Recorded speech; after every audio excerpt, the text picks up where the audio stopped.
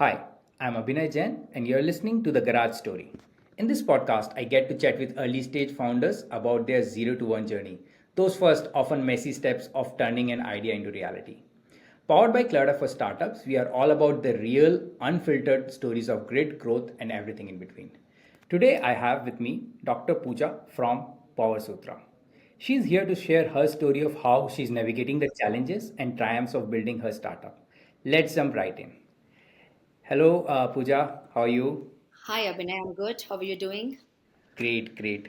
This is one of those conversations I am really excited to do because there is so much to learn, right from the sector that you are building into D2C. Second, on the fashion apparel industry, I have zero knowledge, so I am here to learn a lot more from you. Also, the unique background that you have, right, inspires us to do a lot more. So, from there, right, just taking it from there, would love to know from you in a very simple way what is Power Sutra, what do you guys do? PowerSutra is a modern Western formal wear brand on a mission to make global fashion accessible to all. We are a size inclusive D2C Western formal wear brand specializing in products like pantsuits, blazers, trousers, skirt suits, skirts, etc., catering to all the sizes starting from extra extra small to 15XL, and also providing customization as per customer's body size from the comfort of customer's home. Okay, okay, awesome. So we'll go deeper into this. Customization is there. You are focused. It's a very small niche if one thinks, right, because it's formal attire also only for women. So there's something unique there, and it's a niche. So we'll talk about it in market and competition part. But before that, I would love to know a little bit about the founding team. Right. So I happen to be the solo founder of my company. Like the core team member, it is only me, the solo founder. And if I talk about other team members, starting from manufacturing to the corporate team, we have in total 35 to 40 people in the team.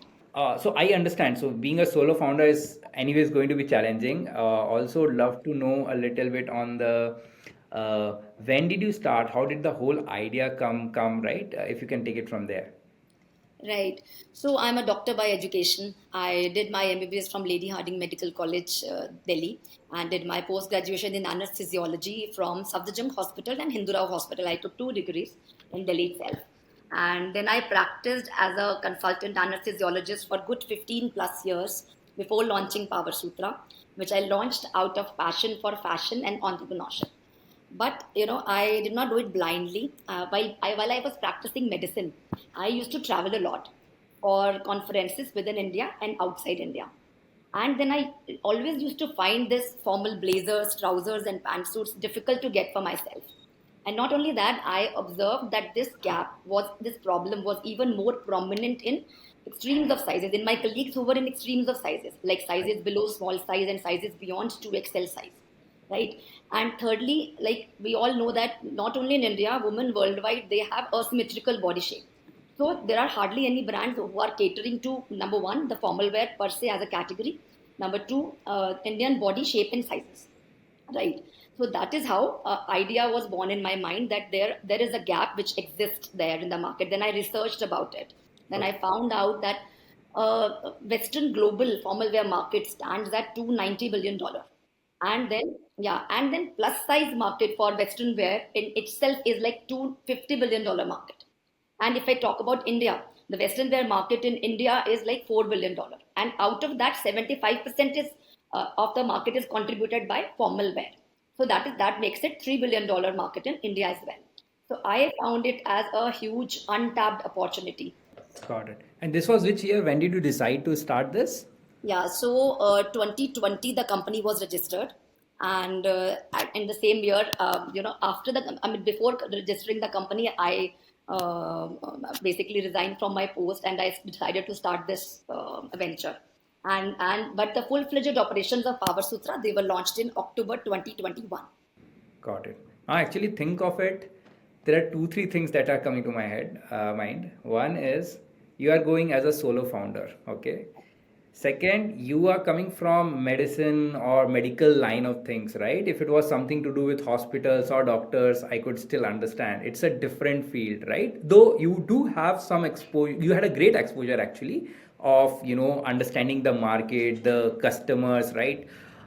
But still, coming from that with her 15 years experience, how did you convince yourself, right, that this is the right thing for me to do? Yeah, so in 2020, basically, it was that time when the COVID was just starting out. Like there weren't many patients in the hospitals. We were just sitting idle, right? And the doctors weren't getting work. It was only emergencies which were being handled, right? No elective procedures, no elective surgeries were being done, and we happen to be anesthetist happens to be in the operation theater, right? So we were just sitting idle. One by one, we used to go to the hospital like once in 1 week, twice in 1 week, 1 week. So again, as I mentioned, that it was not born overnight. Like for many last years, entrepreneurship was always there on my mind. I always wanted to do something of my own, wanted that unlimited growth, right? And I've always loved challenges.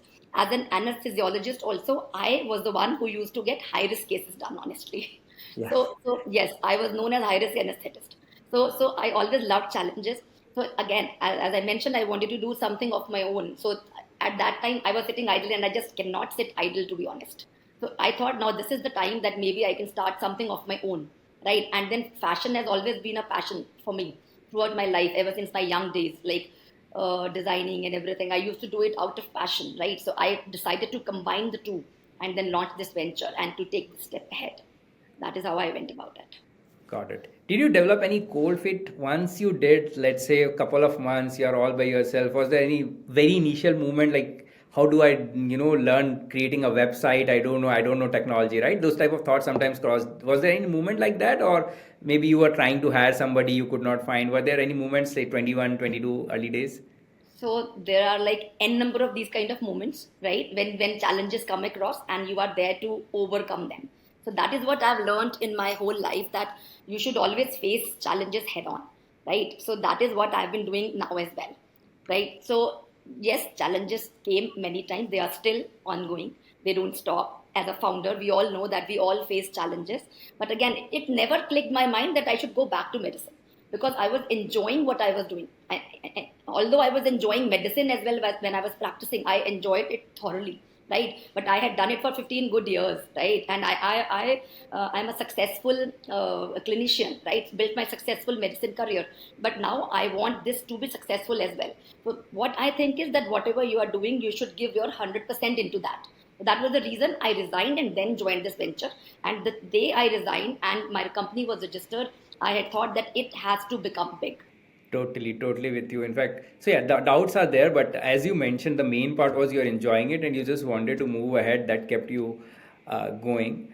Tell us, I mean, you have touched upon it like, you saw this opportunity. Now, sometimes it happens, right? You want to do something in fashion. There are category creators, and then there are, what to say, people who just do a me too product, which is because itself the category is so big that one player cannot, probably be there, right? You need multiple players in that category. So in your mind, were there any doubts like, hey, I want to do something in fashion for women. This is a big category. You have told about the opportunity. In India also, it's a 3 billion market, if I'm not wrong. That's what you mentioned, right? So the market is there. Or you had in mind that, I want to do probably everything about, women wear. What were their thoughts? Or you wanted to be more narrower and then go? How did that thought process go once you have decided on the category where you wanted to play? Yeah, so a category is formal, Western formal wear, and I knew already. I was already facing it. My colleagues were facing it, that there are hardly any brands who are offering Western formal wear. And then further, if we go further, there are hardly any brands. Even if a few brands are providing formal wear, Western formal wear, they aren't size inclusive, Got right? So that gap is definitely there. Plus size women, they are not able to find the right kind of clothing for them, right? So that gap was definitely always there, right? And talking about the category, yes, I always wanted to do something in formal wear because I have been a workaholic throughout my life. I used to, as I mentioned, travel a lot. So I always required this kind of formal clothing. I never used to find it in India. I used to buy it from US. So I knew, and then I researched about the market, as I mentioned, right? So I knew that yes, this gap definitely exists there, and it needs to be fulfilled. So there was no doubt that I want to go about formal wear only, right? But then again, it's not only, it will not be limited to apparels per se going forward. We are going to make it a one-stop solution for formal wear, like formal wear accessories like bags, jewelry, Got it. shoes, etc. So we are going to go in that direction as well. Understood. Got it. Makes sense. You saw the market, you saw users wanted to probably need this. When very early days, the research you mentioned is probably today what is happening on your website, right? Very early days before launching website, did you do any research, any survey just to convince yourself more or just to understand the market from the customer perspective, what are their problems currently, right? Because if I still think, okay, fine, there is Marks and Spencer, as long as you mentioned, right, selection is a problem, they don't get enough selection. But did you do any surveys that time that help to fine tune, this is where I want to probably focus, anything from that? Yes, we did a pilot study in 2021, Okay. and in the remaining months of 2020, from August to December, I was myself, researching about it. Sampling was being done, and all the research was ongoing. The market research, the digital marketing, customization, sizing, etc. 2021 second wave of COVID hit in January 2021. Yeah, correct. At that time, obviously, we slowed down whatever we were doing, right? And then after that, post second wave of COVID, we did a pilot study on a custom small website, right, where we wanted to test the waters within India, right? Mm-hmm. At that time also, that is how we were able to get our first 100 customers over a period of like 2 to 3 months, right? But Okay. at that time, when the COVID was, a pandemic in India, still we were able to sell those formal trousers, formal dresses, and blazers to those 100 customers, right? And Got it. then we knew that as the market is, and that this pandemic is going to, we are going to recover from this pandemic, then definitely, as I had experienced that there is a dearth of this a particular category in the market. So yes, this is how we recognize that yes, there is the dearth, there is a deficiency, and there, yes, it is going to be definitely successful when the right time is going to come. So this is how we launched our full-fledged operations in October 2021, when we had almost like recovered from COVID second wave. Got it. So in your case, research was happening, but at the same time, you have to take it with a pinch of salt because the world's still kind of under lockdown. The real demand will unlock once this is over, and Absolutely, you can do. yes. But still, within that time, you could get your first 100 users. That gave you the confidence that you are on right track, right? Yeah. And Okay. and not only that, we did a like as I mentioned that the formal wear market is an established market outside India. So in 2022, 2023 rather, 2023, we did a pilot study from our international website as well to test the waters outside India, because our vision is to make PowerSutra a global leader in Western formal wear. That, so this website already exists online as well, although we're not doing any marketing or anything from that website. And we got a very good response there as well, because we ran Facebook and Google ads, did a pilot study for like 2 3 months on that international website. We got a very good response for our products from international website as well, telling us that yes, this has the potential, this brand has the potential to become a successful global brand too. But again, now we are not focusing as of now on international website, because we want to establish ourselves first in India. So we have tested waters inside India, and then we launched full-fledged operations in India. We have already tested waters outside India, and we'll be launching our full-fledged operations outside India and marketing, doing marketing outside India as well going forward, once we have established ourselves in India. Understood. Understood. So when was the currently powersutra.co is what I see. This is your Indian website. Yes. When was it launched? As in, when did it go live? When did you get the This current website went live in October 2021. 2021? And the international one, that one went International one, we just did a pilot study, and this was pilot. 2023. December, January, February, we did that pilot study in 2023. Got it. Okay.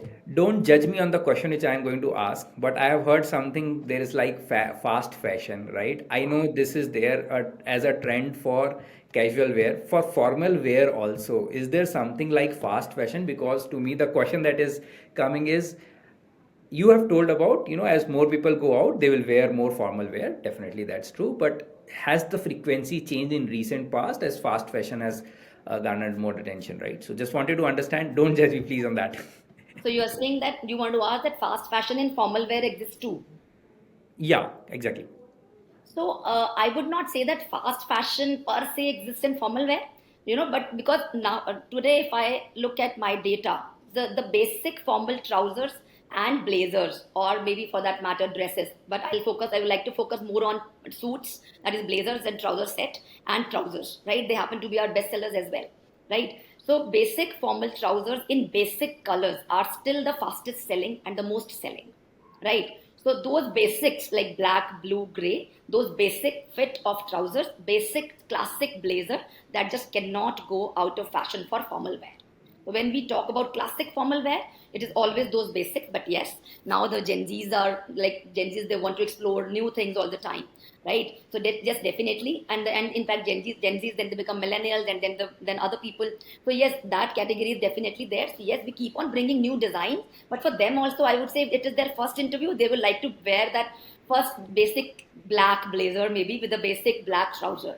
Our black color also sells the most, and the basic blazer and the basic trouser, it sells the most. Not only on our website, but across the channels. Any data? I mean, just out of curiosity, I'm asking this. That let's say if an average, metro 30, 34 plus, 35 plus women is there, right? They buy three pair of casual wear. They buy one pair of formal wear. Any data around this? How often do they buy? I'm just curious to know a little more. If there is any research or anything that you came across, you have it handy.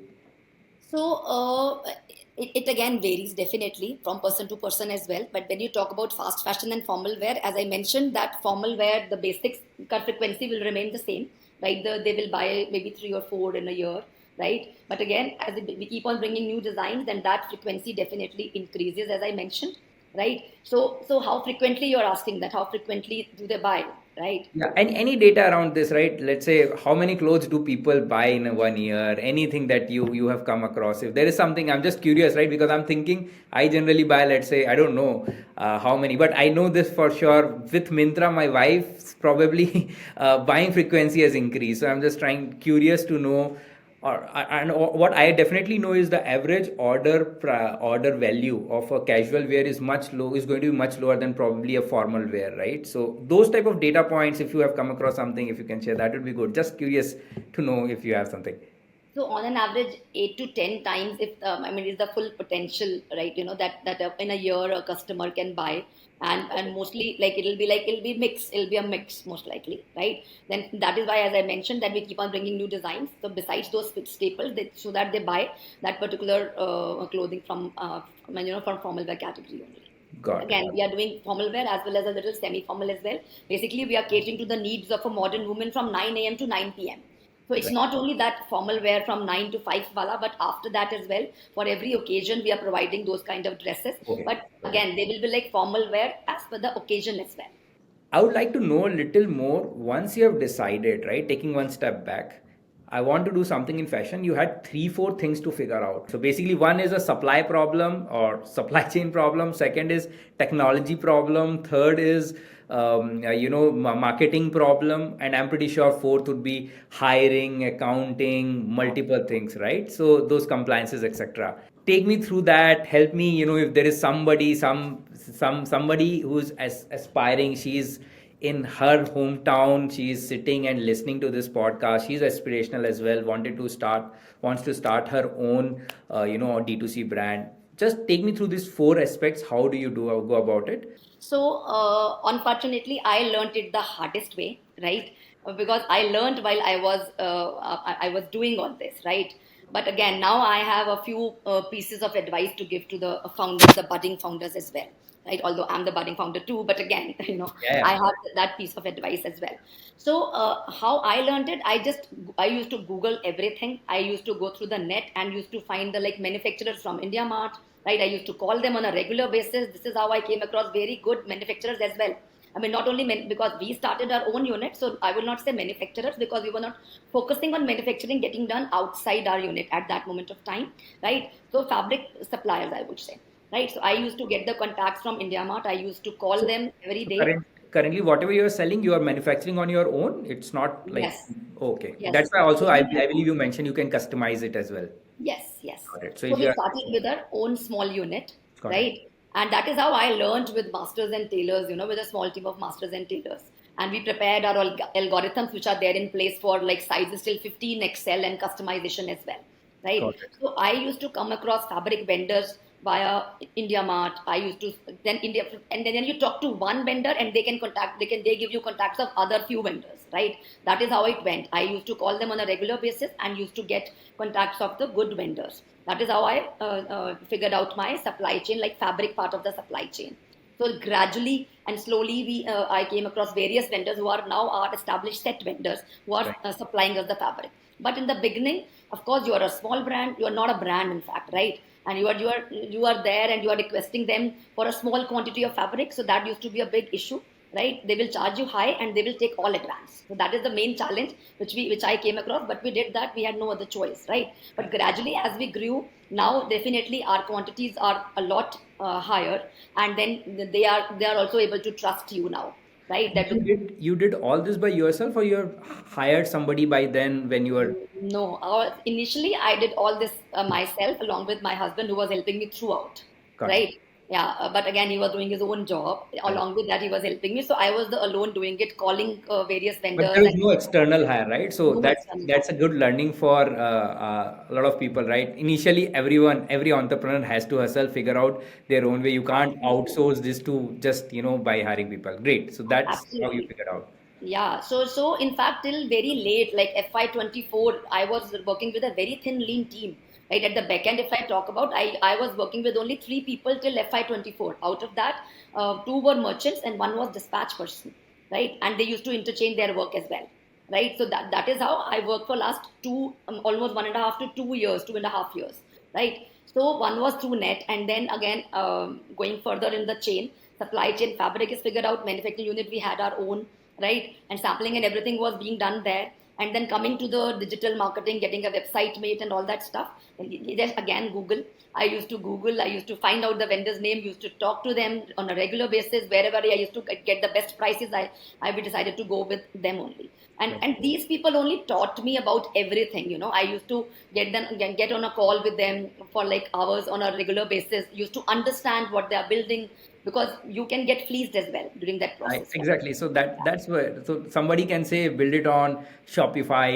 Somebody can say, hey, do it, in house, do this thing. So did you get confused? How did you figure out what? I believe you are using Shopify at this point, right? Yes, yes. Okay. So in the beginning, as I mentioned, we did a pilot study, right? So at that pilot study was done via a custom website. So somebody recommended us, some Hmm. developer, that you should go for a custom website if you want to go for customization, right? So then again, we got that custom website built. But when we were doing that pilot study, we figured out that we were facing a lot of challenges with that custom website. There weren't automatic plugins for marketing, like for Facebook, for Google, for, Right. for running those ads. There weren't automatic plugins, and you have to be dependent on the developer for those marketing ads as well. So that gave me learning that no, custom website is not the good way to go about it if you don't have those many funds that you can keep a technical team in house. Right. So that is how we thought that, okay, pilot study on custom website, we are done. Now, when we want to launch our full fledged operations, it has to be a automatic like Shopify website, But for Shopify you, or it became WordPress. a trial and error type of Yes, method, right? yes, yes, Ideally, if somebody could have advised you earlier, probably you could have saved some time yes. directly going Time to. and money as well. Yeah, definitely money, which is very, very important in early days for sure. Absolutely. Time and money both are important for a founder. Definitely. Yeah. Yeah, so that is how I learned, right? I learned by doing mistakes. But then again, I joined various accelerator programs, right? Gradually. I was not aware of the accelerator programs in the beginning of my journey. But Hmm. now I know. Now, if I have to recommend to anybody who has no knowledge about being a founder or, launching a D2C brand or any kind of brand for that matter, I would recommend that they should join an accelerator program. There are various good accelerator programs online as well as offline as too, right? Which offer you help all the time, like all kind of help. Where to get the resources from, which website, technical knowledge, and then I joined IIM as well. Although that was late in my journey, I did a fellowship of Goldman Sachs 10,000 Women Entrepreneur Fellowship. I did that also from there. I got selected for that, and then they gave you that basic knowledge. Like, I'm not from the same background. I'm a medicine practitioner, right? And then learning about the finance, learning about or technical things, even digital marketing for that matter, learning about P&L, learning those terminologies, those jargons, right? So that also came from there. So I would advise now for any kind of budding founder that you should look for accelerator programs. There are various good accelerator programs which exist there in the market, which are online and offline as well. IIM also offers a very good program. Then one Rebalance is also there who has helped me tremendously, right? So they help you groom, they help you optimize, right? That every stage of your startup, they are there to help you. So there are various good accelerator programs in the market which can help a founder so that less mistakes will be done if you are getting mentored by somebody, right? They assign you mentors. That also solves the puzzle how you applied for CleverTap Retention Accelerator, because that's how Absolutely. we also met, and I'm glad that we met, and we got to we got an opportunity to work together. So that's fantastic Yes, as well. yes, that has been a pleasure. Absolutely. Yeah. Okay, so these are two parts. Third one was around marketing, right? Which also again, marketing automation. CleverTap is also one of the part in marketing automation. How did you figure out marketing side of things? You mentioned about learning it from there, but in terms of did you outsource it? The marketing on marketplaces, retention marketing, etc., or did you? How did you manage that part? Yeah, so if I talk about digital marketing, honestly, we have been doing performance marketing ever since the brand was full-fledged launched. Operations were launched in October 2021. We have, in fact, before that also for pilot study also, we run those Facebook and Google ads, right? So performance marketing was always there because it gives you instant results, right? Unlike SEO, unlike PR, unlike other channels, right? They are slow, right, to give you results. But performance marketing gives you instant results. So definitely, if you want to test the waters, want to do a pilot study, so it is the method of choice. So for performance marketing, definitely there has been a team always which has been outsourced. Even now, our performance marketing team is outsourced, right? And, Because and do you think it works better outsourced, or you think it is better in-house? Any thoughts on that? Outsourcing versus in-house?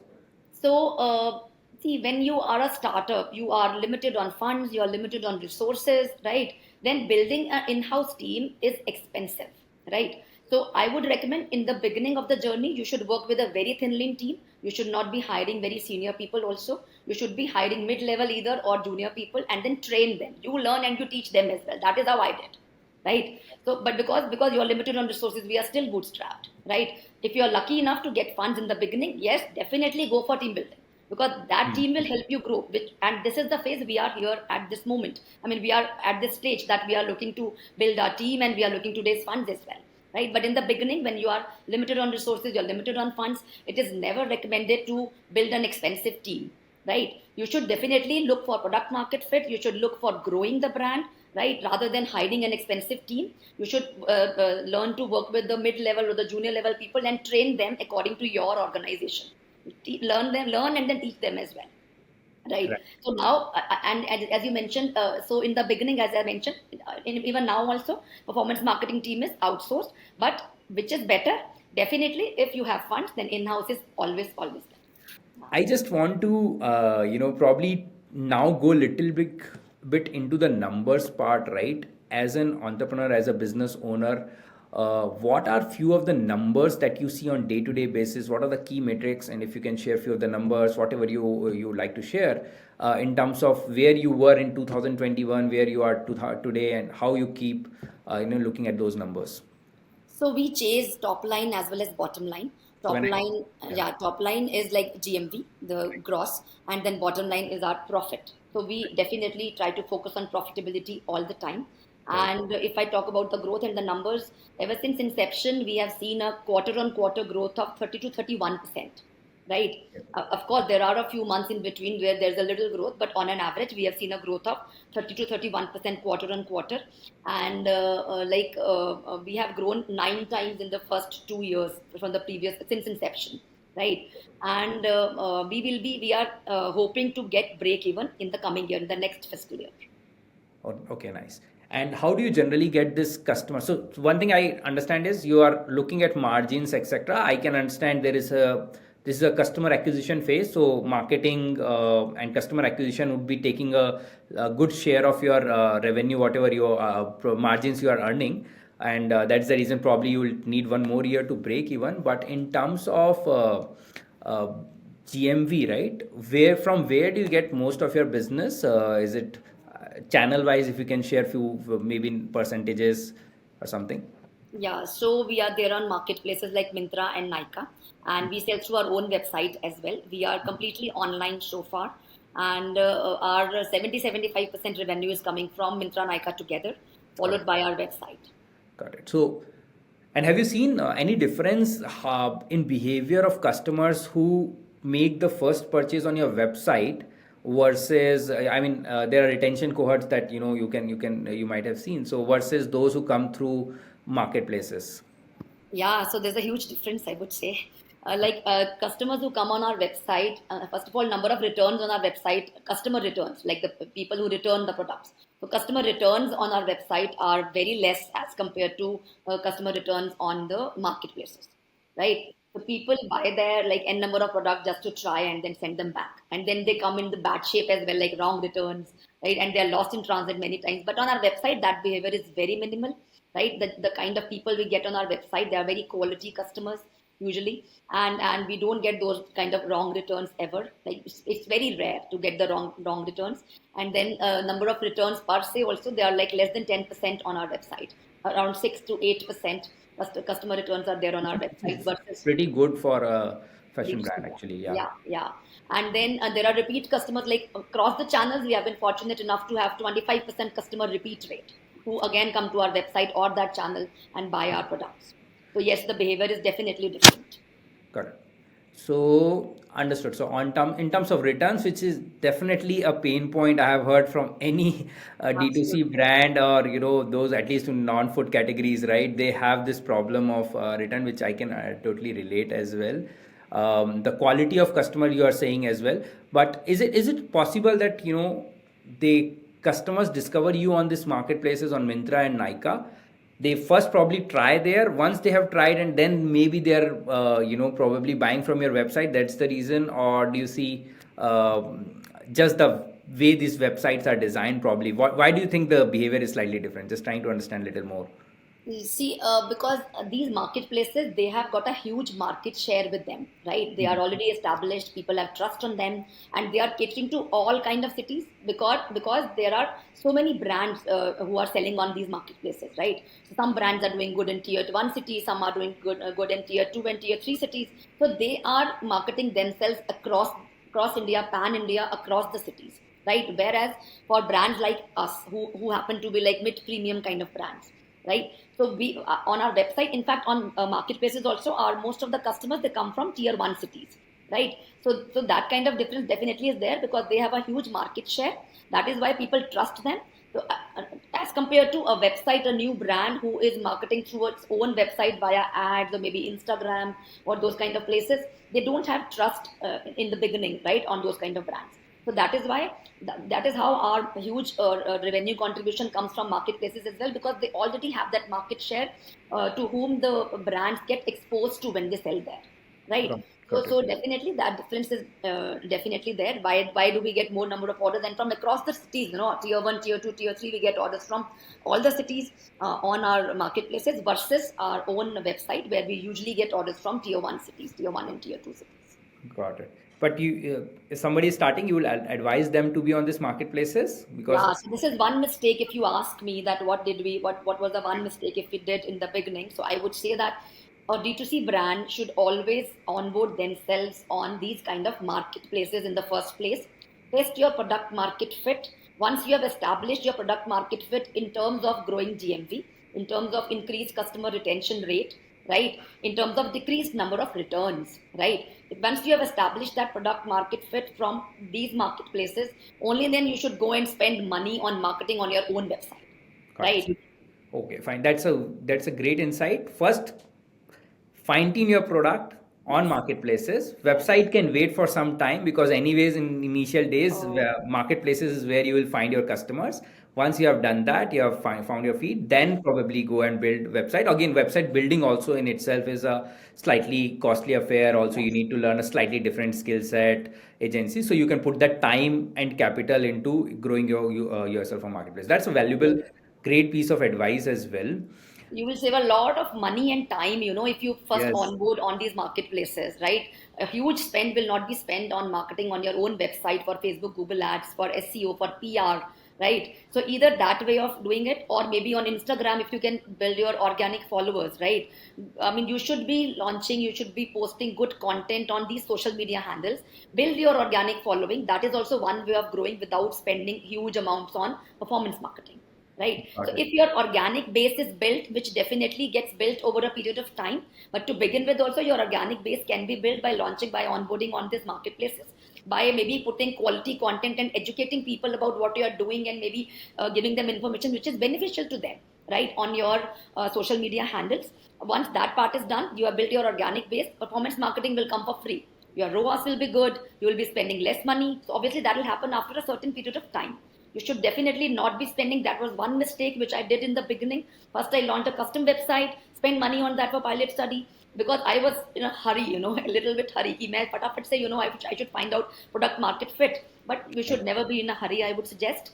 It should build organically, and you should, definitely be building first, onboarding on these marketplaces, build organic following on the social media handles, build this organic following over a period of 2 to 3 years, and then go for launching your own website. You'll be saving a lot of money. Got it. On that note, my last question on the channel part, being in hurry or not being in hurry, what do you think about launching it offline, right? Because I think buying is also about a lot about, the experience in malls, etc., right? Do you plan to start it offline somewhere, or is it something too far you would like to keep it online? Thoughts on that? The offline channels, definitely they are a very good asset one brand can have, because customers always want to. In fact, we keep on getting requests. Where is your store? We want to see the product. We want to feel the fabric. But that's an expensive affair, I would say, right? And that limits you and your brand to a particular location, particular region. So to begin with, I think we should not be in a hurry to launch offline stores, because that costs a lot of money, right? So online, we can reach a wider range of people, a wider range of audience, wider range of target audience with the help of these marketplaces, followed by our own website. So definitely in the beginning, I would advise that if you want to go pan India, you want to reach to a huge audience, then go online first, because it is an e-commerce era nowadays, right? We can even, in fact, we have been able to reach globally, right? In other countries, like we have received organic orders from almost every country. We have not spent even a single penny, but we have been getting in till date also. I mean, it is increasing day by day. We are getting our organic orders from Australia, from Seychelles, from small islands also, like, and that to big amount, like 1 lakh order value, right? Wow. So yeah, from US, from Australia, from Europe, we have been getting orders from everywhere, but we have not been spending even a single penny there, right? So it's all organic, right? So definitely the way to go about is that go online first, right? And then followed by, once we have funds, go offline as well, because omni channel is definitely the way to nail it, way to go about it, make it a big brand. So offline channels definitely should be there, but we should not be in a hurry to launch offline. Got it. And as you asked, that yes, we also have a plan to launch our offline stores, but not this year or next year, but maybe once we have established ourselves, maybe in FY26, or maybe late FY25, right? I mean, not say 2025, late 2025 or beginning of 2026. We definitely plan to launch our offline channels based on what kind of funds we are able to avail and all the stuff. Right. I ask you a question, little different, probably, right? It is just a question. When I hear you, I can understand, right? You are doing it bootstrapped, right? Burning the midnight oil, doing it so much. You want to, every time you say, right? Time is very important, capital is very important.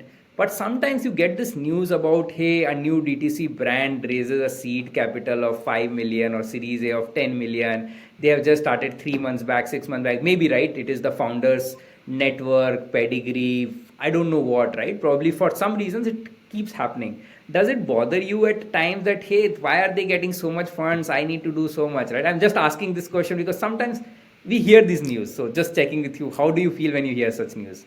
It does not bother me that people are getting funds and I am not. I'm happy for them that they are getting funds, they are growing, right? But at the same time, I definitely pull up my socks, and maybe I look at I gain insights. I look at the way I'm going about it, that am I going wrong somewhere?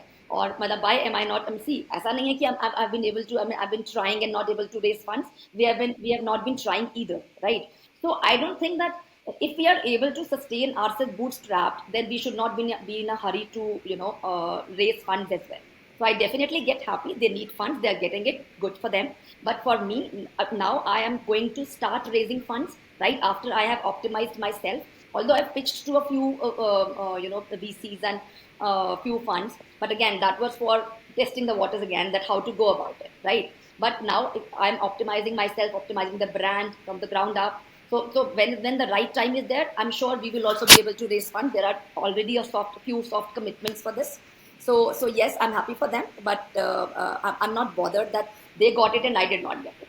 Got it. No, this is also very good advice in a way, right? When you're building D2C brand or something, first, what you are saying is makes a lot of sense. Make sure your product is right. You have found PMF. There is no hurry to go offline. There is no hurry to raise funds. Once you are confident and you are doing good, right? People look at what you are executing, the pace of execution, and within this many resources, what you have been able to get as a result, and which makes a lot of sense. And I'm pretty sure, as and when you start executing, capital is something that at least in India, right, will chase you when you're doing good. So that's great. You I should be think, focusing on profitability, I guess, that yeah. PMF along with profitability. So if you have achieved that, you are going to raise funds easily, I'm sure. So on that note, actually, what's your next 1 or 3 year plan in terms of numbers or targets? If you can give me something, hey, this is what we want to achieve, and I'll be really happy with myself and the team if we can hit that in next 1 year and next 3 years. Yeah, so next 1 year, we should be able to achieve a revenue of around 25 to 30 CR net of GST and returns. And in by FY28, we are aiming to achieve a net revenue with a positive income of 100 CR. Got it. So 25 CR and 100 CR, these are two targets net of returns and GST that you are chasing. And for that, what do you think is the number one thing that you need to chase that to get there? Is there anything that you feel? So there are two things rather. One is we have reached so far bootstrapped with a very thin lean team, but now to scale up further, we definitely need a team. We definitely need a team. We need to scale up. We need to do good branding and marketing. We need to bring in new designs every 1 month or every 2 months, right? For doing all these, we need funds now, right? It cannot be done bootstrapped. So one is the funds, which is the limiting factor, which Capital, we have yeah. prepared ourselves and going to raise funds soon. We have soft commitments as well, right? And second is definitely team building. But when the funds will come, you can build an expensive and a good You team. can get talent. Yes, you can get talent. Great. Thank you so much for this insightful conversation. It was a pleasure, talking to you. 1 hour of power packed insights and learning about the industry. Thank you so much for doing this, Dr. Pooja. Thank you so much, Abhinay. I would like to thank you and the CleverTap team a lot, because CleverTap team is providing us the platform to grow. I call CleverTap a growth platform, instead of all-in-one engagement platform. Because as I mentioned, repeat customer is a wealth you are creating in a D2C brand, Correct. right? So, and you are helping us create that wealth. We are able to retain more customers. We are able to grow more, right? So, and we are able to acquire more customers as well, right? So you are the way you are integrating analysis with marketing, that really intrigues me. That really it is basically helping us. The CleverTap is helping us a lot to grow, I would say. So yes, definitely, I'm highly thankful to CleverTap and the CleverTap team for providing us this opportunity. Thank you so much. It's a pleasure for us to be a part of your story, and we are really grateful to have PowerSutra as part of CleverTap customer base. Thank you so much.